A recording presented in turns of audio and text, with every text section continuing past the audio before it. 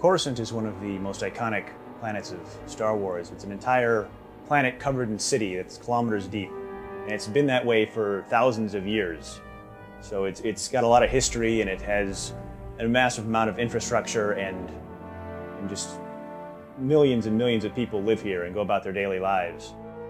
When we think about Coruscant, we think about it as metropolis, like the ultimate city.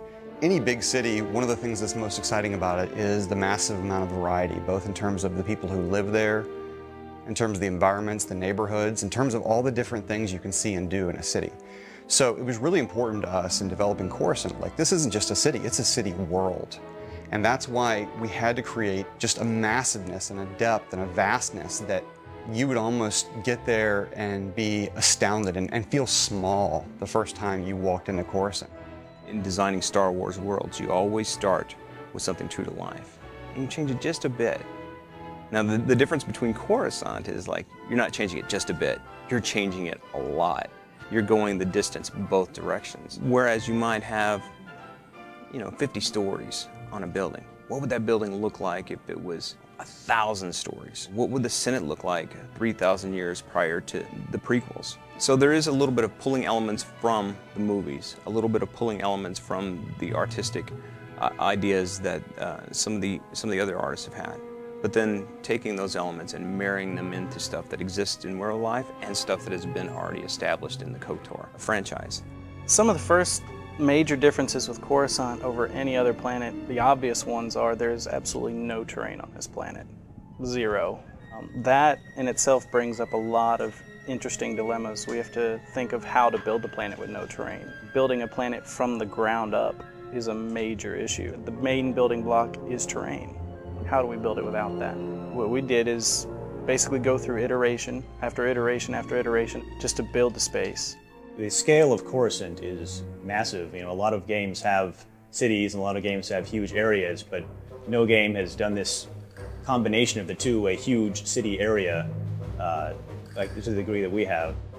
In designing Coruscant, there was a little bit of story involvement in that the Sith have recently returned from deep space and have sacked Coruscant. And there are pockets of the city that are still in distress, that are still broken and in shambles, which really, really lends itself to the story of our game and how much turmoil the galaxy is actually in.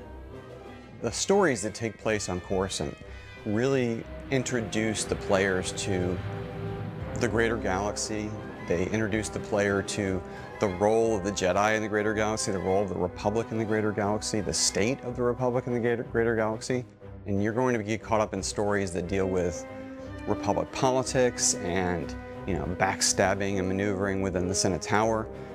You might be at the top of the planet where it's seeing the skyline, it's very pretty, you see sunset. As you travel further below the city, you might go down to the first level down, and it's a little bit dirtier. There's going to be a little bit more everyday travel. The next step might be to where you're ending up in say a mob-ruled area where potentially this planet at one point was bombed. We all know that. Further down, there's going to be complete gang warfare. What we wanted to do was add a little bit of the Coruscant that you hadn't seen yet.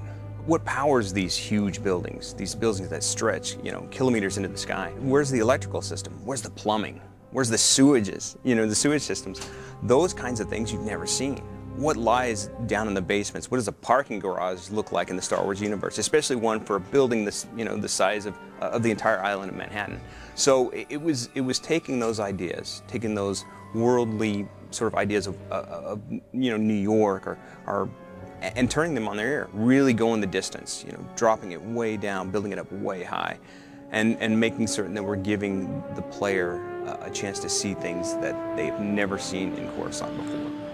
Coruscant is the symbol of all the hope for democracy and civilization in the galaxy. And even though it's got its flaws and it's not perfect in a lot of ways, it's also got its beauty and its integrity in some ways. And there's people there who are trying to live a good life and do the right thing and want to see the galaxy be a safe and peaceful and happy place. So we really took a lot of care to make sure that players get to experience some of that at Coruscant, get to experience what it is that makes the Republic special, makes it worth fighting for, makes it worth dying for.